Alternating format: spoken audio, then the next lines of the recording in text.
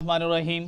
آج کے سوال کے ساتھ گوشت کی تقسیم کے حوالہ سے، قربانی کے جانور کا گوشت جو تقسیم کیا جاتا ہے اس میں جو سب سے بڑی غلطی کی جاتی ہے اکثر وہ دیہاتوں میں کی جاتی ہے کہ ایک اندازے کے مطابق اس کو تقسیم کر دیا جاتا ہے 7 حصوں میں۔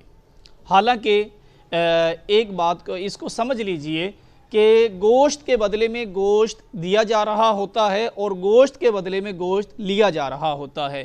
جیسا کہ 7 حصوں میں 7 شریک ہوتے ہیں اور ہر شخص کا حصہ ہر حصے میں ہوتا ہے، تو اسی طرح ہر شخص اپنے گوشت دینے کے بدلے میں گوشت لے رہا ہوتا ہے۔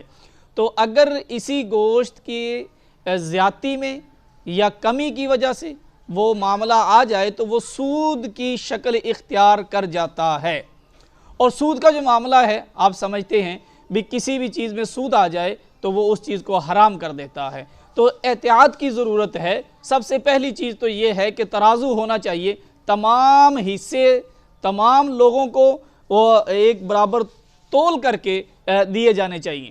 اور دوسرا یہ ہے کہ اس میں بھی احتیاط کی ضرورت ہے، وہ یہ ہے کہ گوشت کے ساتھ ایک ٹکڑا اگر کلیجی کا ڈال دیا جائے، پھر اگر اس میں تھوڑی بہت کمی پیشی ہو بھی جاتی ہے یا زیادتی ہو بھی جاتی ہے تو پھر وہ سود کے اس شکل اختیار نہیں کرے گا، کیونکہ 2 چیزیں ہو جاتی ہیں۔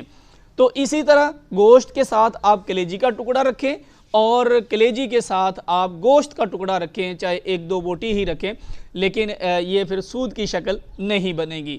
اور دوسرا یہ ہے کہ تکبیرات تشریق جو ہیں وہ یہ ہیں کہ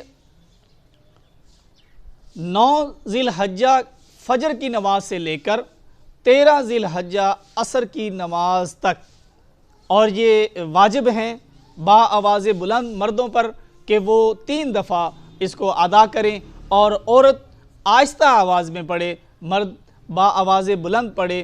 اور اسی طرح جس شخص پر جمعے کی نماز واجب ہے اس شخص پر عید پڑھنا بھی واجب ہے۔ اور تکبیرات اللہ اکبر لا الہ الا اللہ واللہ اکبر وللہ الحمد۔